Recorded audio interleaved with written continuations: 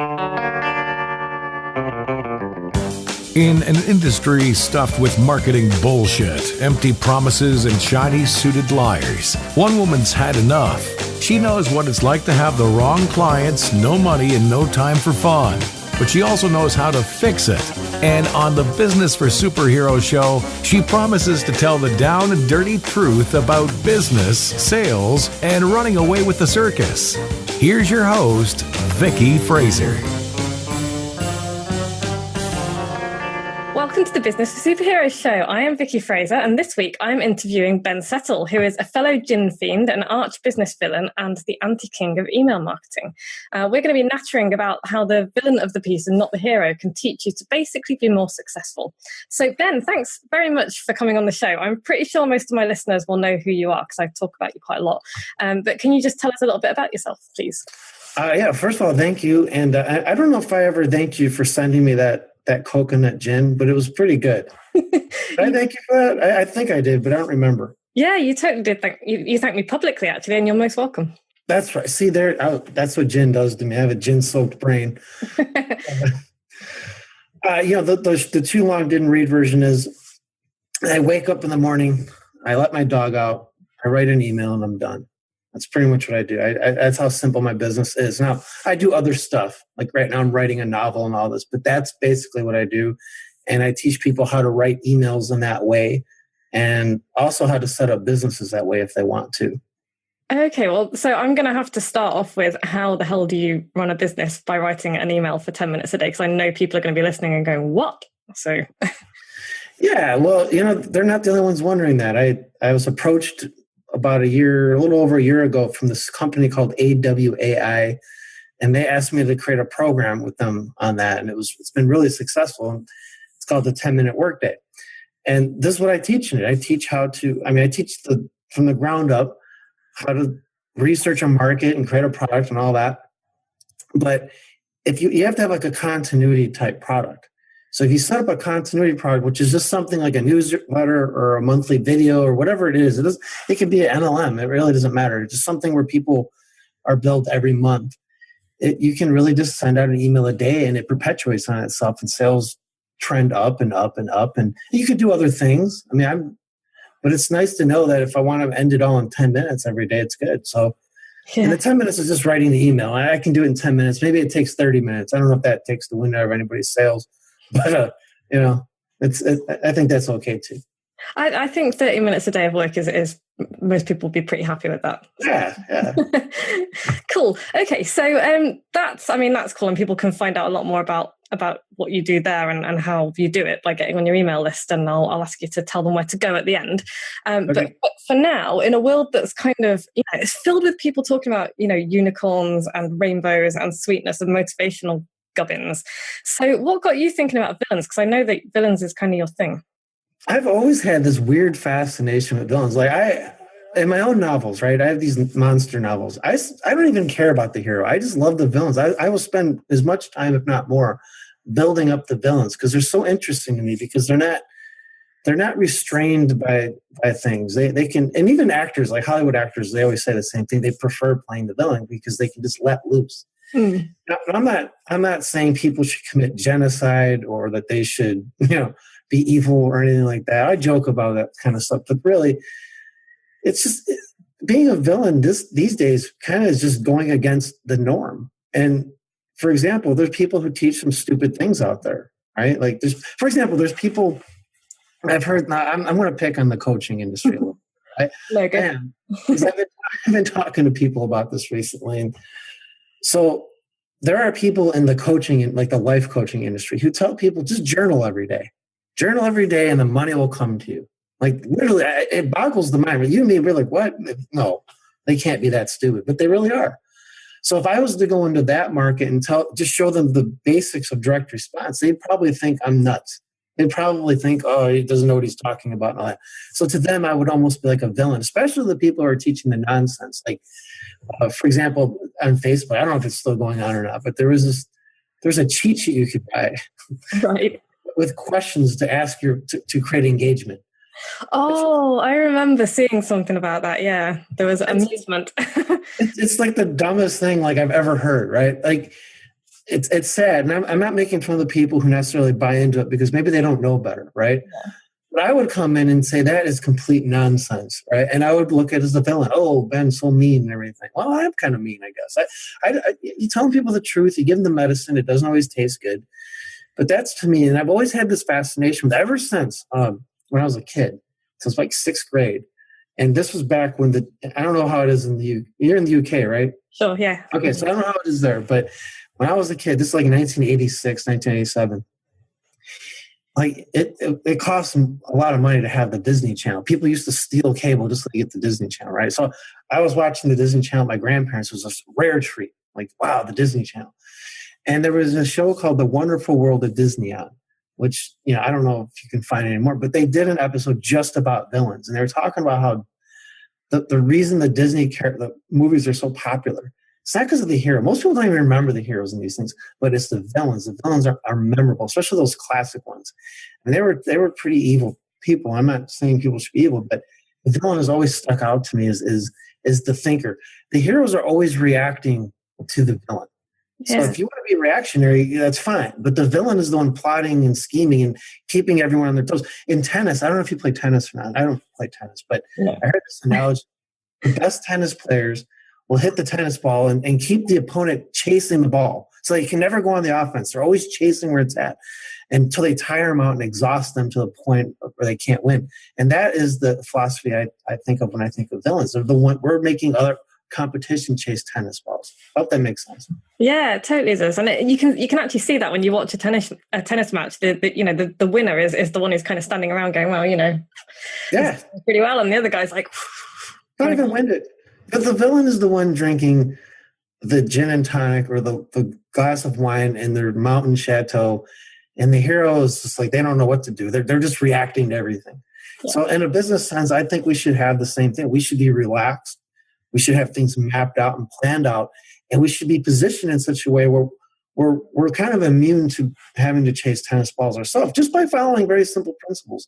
And I'm big on principles versus tactics. This is some, what's funny is suddenly everybody's teaching this like it's something new, right? Yeah. And I don't claim to have invented it. I learned it from the late Jim Camp, and but I started teaching it, and suddenly everybody's principles versus tactics, which just amuses me. But that's the way to do it. Like follow certain principles of success and way things work. And you'll have everybody chasing tennis balls as they're trying to out-tactic you. You're immune to their tactics because you're solidly ingrained with the principles. Yeah, so this is something that I talk about quite a lot because it's like I'm a follower of Dan Kennedy and, a couple of the other old school guys. And you're right, it does make me laugh when people come along and they're like, oh yeah, there's this new thing and it's like principles. It's like, no, dude. Because they've been doing it forever, Yeah, it's funny. So what would be I know if you're talking about principles and strategies, what's your biggest one? What's the most important thing to you? Yeah. So, are we talking like from marketing or what? Just marketing, life, the universe. I don't know. Okay. Well, let's get deep and talk about life. Life's more interesting than just marketing. Yeah, go on. So I have this book called Persuasion Secrets of the World's Most Influential and Charismatic Villains, or is it charismatic and influential? Whatever it is. And I picked out 13 principles. You got it. I know you want to talk about this, so I brought it up. It's funny because there's no like tactics in there. You say this magic word and how to trick people. It's none of that. The very first chapter is you've got to find a mission first in life. If you don't have that mission guiding you, you're always going to be floundering. You're probably going to be doing the wrong thing. For example, I once wrote this email, and I know this is going to like come off a little bit harsh or whatever, but I really believe this. I wrote this email, in fact, when I was promoting this book called Why I Think Accountability Groups Are Stupid. Oh, go on. And I'm not saying people are dumb who are in accountability. That's not what I'm saying. In fact, the point of the email is if you have the right mission in life, where it's the thing you figured out what you need to be doing, that you just got to do. You go to bed at night thinking about it. You wake up in the morning obsessing over it.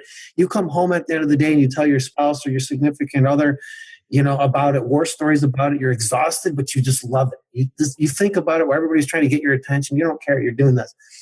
If you have that, nobody needs to tell you to be accountable. If anything, you're holding everyone around you accountable. Oh, you get the hell out of your life because you have a mission. And once you get that, it's a very simple principle of life, is having this mission. it makes you so much more persuasive automatically. It makes you more charismatic. It makes you, there's just something about people who are on a mission and they're going for it and they're going to go after this thing, regardless if you approve of it or not, or care or not. They don't care. They don't have time for nonsense. They're not going to put up with the stuff that a lot of people put up with. It's a very focused way of living, and there's nothing tactical about it. It's just, okay, what's my mission? And it's different for everybody. For most of us listening, this is probably to build a specific kind of business, and that's fine.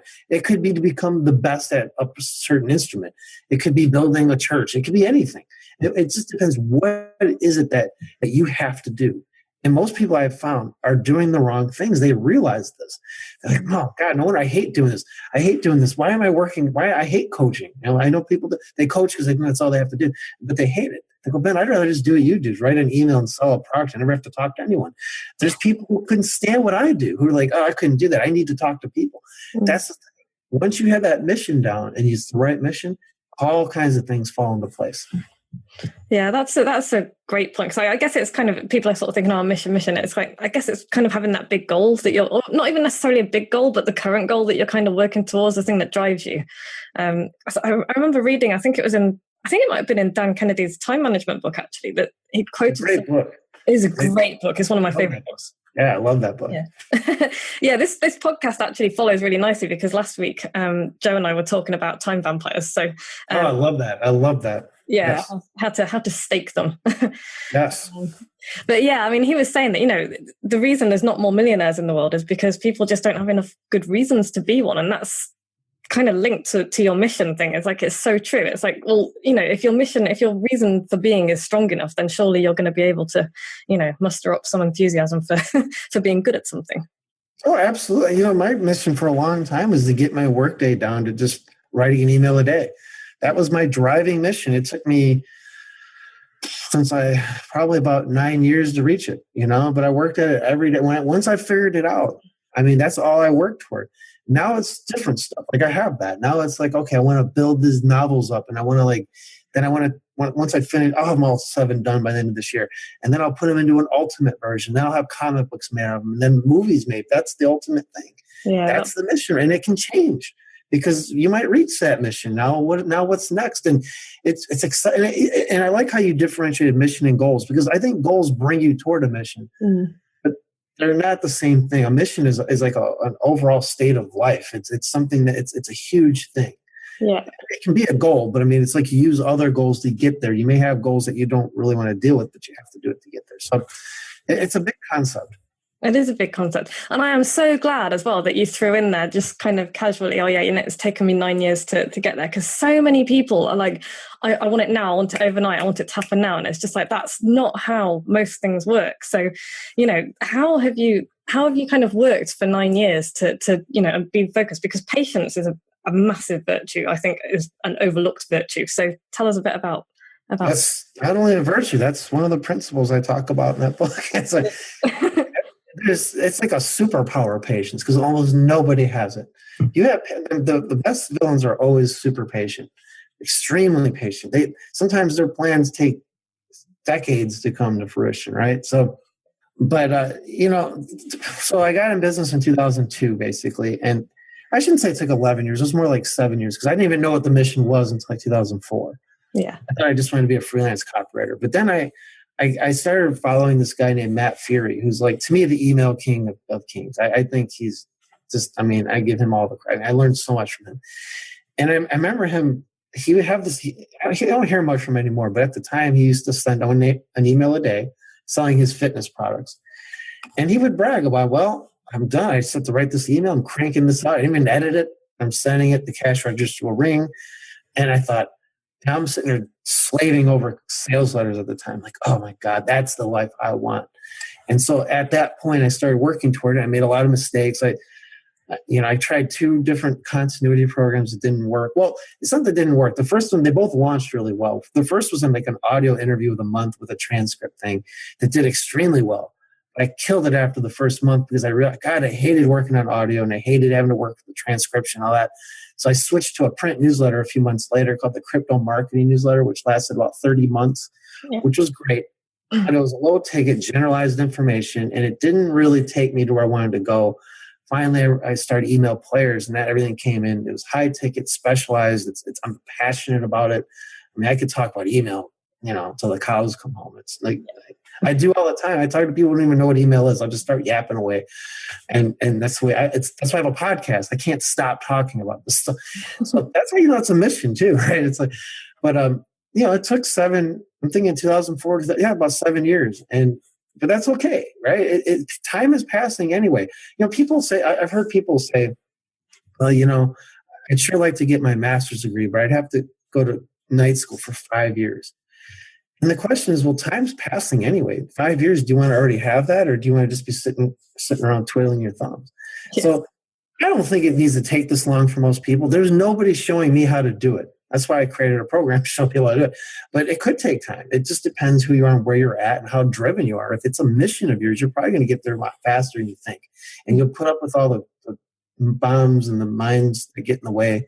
There's always stuff comes up, right? You want to accomplish anything. Everybody seems to want to get in the way. But that was that journey, at least.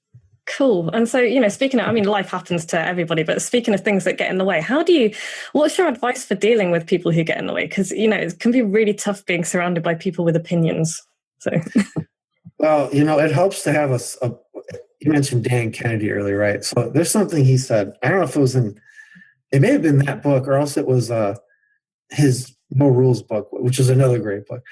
He says, sometimes it helps to go around with a preferably private sense of superiority over other people. Gary Halbert says, what did Gary Halbert say? He's like, nothing is impossible for those who refuse to listen to reason. So, there comes a time when listening to, most people don't know what they're talking about. One of the big success lessons I ever learned was way early on. I used to duplicate tapes for cassette tapes, video cassette tapes, VHS tapes. For anyone who, remembers that. For the younger listener, they're giant things with more tape inside them. It's like back when Fred Flintstone used to rule the earth, right? Roam the earth. That's when they were. So I used to duplicate those for a living, and we used to duplicate tapes for a company called Nightingale Conant, which a lot of people probably heard of. Yeah. And I remember we would run the video version of Earl Nightingale's Strangest Secret, which is a very interesting, it's different than the audio. It's the same basics, but it's different. And I remember him saying, just go wherever you happen, whatever you want to do. Go there, look around what everyone else is doing, and then do the exact opposite, and you'll probably never make a mistake for as long as you live. So if people are naysaying, you're probably on the right track. I'll tell you what, I get nervous when people agree with me. I want them to not agree with me because I know I'm on the right track almost every single time. There are exceptions to this. There's times where you should seek knowledge, but when you're seeking knowledge, it's different because you're going to someone because they've already done what you're trying to do.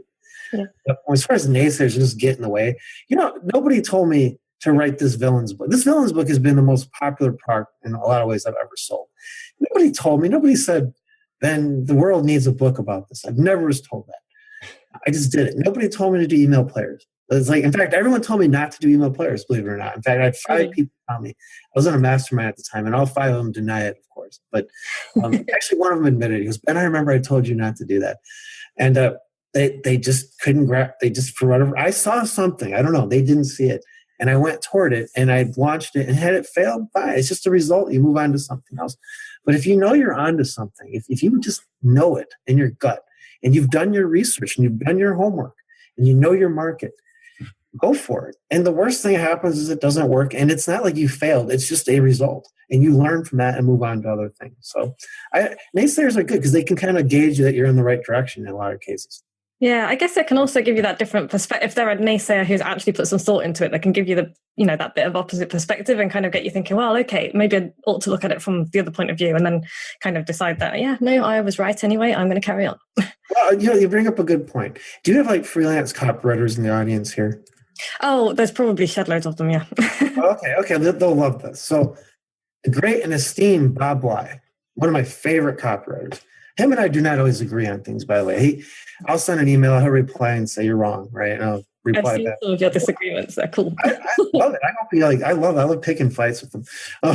Not to be mean, but he just has a different perspective. But So he did this interview with Michael Senoff many years ago, probably like 6 or 7 years ago. Michael Senoff of hardtofindseminars.com interviewed him. And in it, Bob Lai said something very interesting. He said, and he was quoting someone else. I forget who it was, but I give Bob the credit because I remember he's the one I heard it from.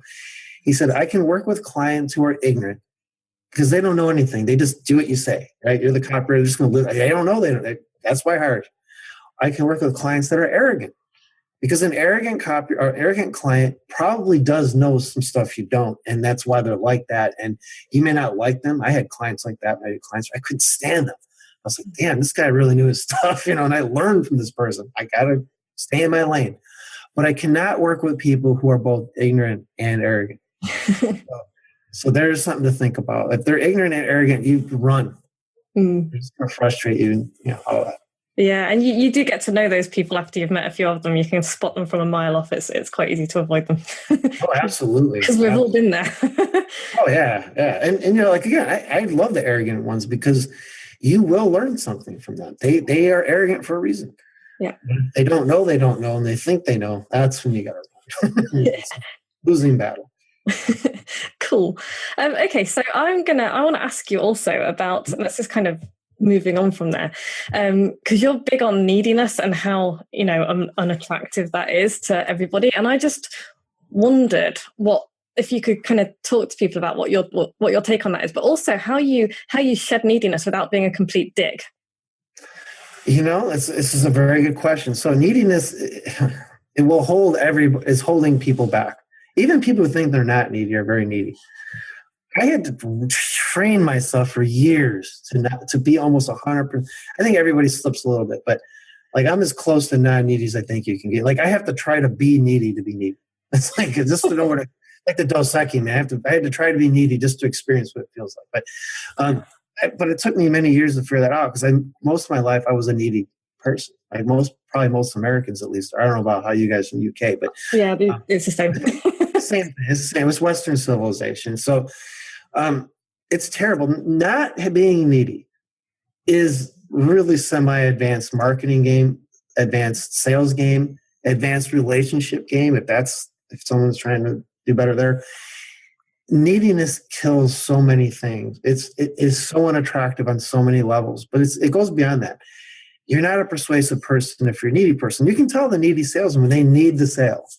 It makes them make mistakes. I mentioned the great Jim Camp earlier, the late great Jim Camp earlier. He was big on this. He was teaching some people how to be marketing consultants. And he's like, the most important thing that they can do starting out, they want to be great negotiators and great salespeople, is to eliminate need. If that means they have to go get a night job so they don't need that client, then so be it. Getting rid of neediness will show it's not a tactic. It will just come out in everything you do. And there's something about the person who doesn't need your money, doesn't need your vote, doesn't need you for anything, that it just makes you want to associate with them because they don't know that. Then you take the needy people, they just repulse everybody. They're repulsive. So, and neediness could be anything. Are you checking your email every 5 seconds waiting for that client to get back to you? You're probably needy, right? Don't you have something better in fact, here you said how to get over neediness. Here's how to get over neediness. This is right. Anyone watching this, just write this down and tape it to your wall, wherever, your computer, whatever. Whenever you feel yourself getting needy, and you're needy because you're uncomfortable about somebody else is controlling you in some way, that means you're needy. Say, isn't there something better I could be doing? Literally say it out loud. I'm waiting for this girl to text me back. Isn't there something better I could be doing? I'm waiting for this client to tell me if they want to hire me or not. Isn't there something better I could be doing? I'm waiting for this customer to make up their mind if they're going to make this huge $10,000 purchase to come to my seminar, and I need them there. Isn't there something better I could be doing, like maybe going out and finding other ones so I don't need them? Asking this, your brain is a very interesting instrument. If you ask it questions, it'll give you answers. And of course, the answer is yes, you should be working on your mission. You should have outcome independence. And this, you won't be a dick. You'll simply put your time and energy into something else besides that. And you may come off as kind of a dick to certain people because they want your neediness. Some people will thrive off your neediness and they feed off it. They're like, talk about vampires, right? Yeah. But you're not being a dick. You're simply saying, this is more important. This is my priority. This is my mission right now. If you have a mission, it's impossible. First of all, if you get the right mission, it's impossible to be needy about that, at least. You might be needy in other areas of your life, but you just won't care about other stuff. You won't care what all these other people think. There's that popular phrase going around, give zero fucks, right? Yeah. I give zero. And anyone who says it obviously cares, and they're posturing. You will never hear someone with a mission say, I give zero fucks. They just don't have to say it because it's obvious. So these are tells of neediness. If you have to try to convince people you're something, you're probably needy for their approval. It's a very insidious thing to be needy. It's not like it's going to, like, your life is going to make or break on it. But if you want to get to the next, like, I hate the next level. It's so overused. If you want to get to the next place where you're trying to go in your business, just stop being needy. And there are ways, there's this, the way I look at it this way. I may butcher something. I'm going on memory. I have this in the book, but I'll go on memory. There's unconscious incompetence, meaning you don't know you don't know. You don't know you're needy. Anybody listening to this is no longer in that thing. Then there's conscious incompetence, which means now you know you're needy. You're conscious of it. That's a lot of people now listening to this. The next step is to get to conscious competence, where you think about not being needy. So you catch yourself. Like I said, you have to say this. Isn't there something better I could be doing? You're in the conscious competence stage. This is probably the stage that'll last the longest. It lasted years for me. Eventually, it's like driving a car. You don't even think about it. You're just like naturally not needy. You're repelled by needy people. You can pick out a needy person or a needy business person. It'll save you so much time and money. You'll learn not to deal with certain people or not. And when you get to that point, I'm telling you, everything changes. Yeah, that was such a good piece of advice, and it's such a simple piece of advice as well. Just, isn't there something better that I could be doing with my time right now? And if people who are listening take nothing away from this podcast other than that, that's probably a really valuable thing to be thinking about. And it does take time. It does take time. It takes practice and time, and like you say, you keep being needy for years without realizing it, and then you're like, well, hang on a minute. I know I was. I mean, I'm the first to admit it. It took me most of my adult life, I was needy. Yes. So I didn't really even start thinking about this till about 5 or 6 years ago. And and even now, once in a while, I catch myself like needing something. And I'm like, whoa, no, stop that. Like, I just feel my gut, like, stop, Ben. Whatever, no matter how dire it is there something better I could be doing? And the answer is always yes. Yeah, and you just, something you said then just kind of struck a note, because it just popped into my head. It's like, when you need something, you just give all of your power away as well, and it makes your happiness dependent on something that's entirely out of your control, which is just crazy. It's crazy. That's very true. That's a good way of putting it. Actually, you're giving your power to something that. Why give anybody your power? It doesn't. You mentioned the Dan Kennedy, the No BS Time Management. I love that. There's 2 chapters I like the most. One is about punctuality, and one's about self-discipline. Yeah. The punctuality one was very interesting to me because by being punctual, and someone else isn't punctual, you now have moral authority over them. Like, it's the weirdest thing. Like, it's like just being punctual, right? It's a principle. And it's sort of like you get to take the power of other people who aren't punctual. But you also realize you don't want to deal with those people because there's not that all people who aren't punctual are bad. Like, I have a good friend he lives in Roseburg, Oregon, and I call that place the Burgle. Probably like you call your town the Dingle, right?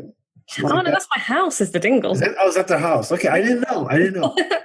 Yeah, I had no idea, but it sounds similar. So he lives there, and I call it Burgle time because nobody there is ever on time. Oh, really? So nobody there has any reason to complain to me about anything because I've taken it away just by being on time, the way I see it. Yeah, it's a good way to be. It just gives you that little bit of high ground. It's quite nice. Yeah, it really does. And, it just little things like that make a big difference. They do make a big difference. They totally do. So, okay, because this has gone really quick because it's been really easy to talk to you. It's been really interesting. But I've just got like one more thing to ask you because, and this is particularly pertinent, I think, for my listeners, because a lot of them are earlier on their journey than they might be. So many people give away so much value for free. And there's so much advice out there telling people to, you've got to work for free. You've got to earn your stripes. And I'm all for earning your stripes, but working for free is like, so what's your take on that? Sometimes you got to do it. I mean, John Carlton calls it the shameless whore period, right? I mean, you try to get something. In fact, I have an email going out tomorrow about this, and the subject line is something about, you might like this being over in England. These arse burglar newbies don't value free. You said arse. I love it when Americans say arse. Sorry, carry on. Not just arse, but arse burglar, which is a uniquely European phrase from like the 1100s. Yes, it is. So these arse burglars. So I talk about this because you know who Sean Kay is? He's in El Bembo's lair. Yeah. Okay. So he was talking about how just 5 or 6 years ago he would get copywriters contact him, just saying, "Can I work on something just for experience? I don't need to get paid. Just I want to try this, and you know, maybe you'll make money, maybe you won't." But that's a very nice, that's a very respectful way to approach somebody. Yeah. Now he said recently he got approached by a brand new copywriter, brand new, fresh off the turnip truck, who said, "Well, I'm new, so I'll do it for only $1,000. Write something for you." So he's gonna basically, Sean's supposed to pay him to learn stuff. And why would he take his chance?